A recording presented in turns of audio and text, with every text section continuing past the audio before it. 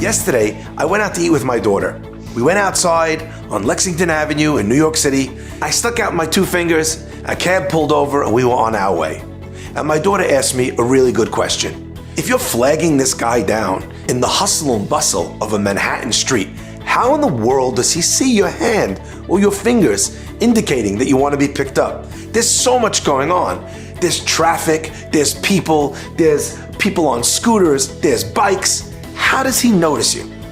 And I actually had the answer because I had just read an interesting theory about this exact concept, and it's called the red car theory. Let me explain how it works. If I ask you, how many red cars did you see this morning on your way to work, yeshiva, school, whatever? You might say, I don't know, 2, 3, not sure, right? But if I tell you, on your way home, pay attention. For every red car that you see, I'll pay you $1,000. When you get home that night, you are absolutely sure how many red cars you saw. There was 4 red cars and 1 was maroon. Maybe I'll give you the extra 1,000 for that. But you're sure because it's important to you to see what you saw.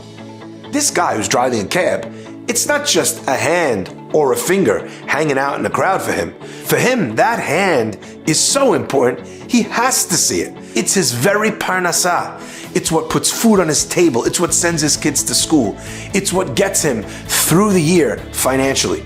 So he pays close attention and he makes sure to see because seeing is important to him.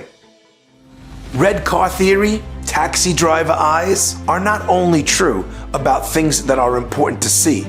Our Chachamim and our Torah were very careful in explaining to us how important it was not to see certain things. And it is only when we understand how important it is not to be seeing things that are inappropriate that we become amazing at not seeing things. The same way the guy who couldn't tell you what he saw but becomes an expert at seeing when he knows how valuable it is. In the exact opposite, when you know how valuable it is for you to not see, suddenly you become an expert at not seeing.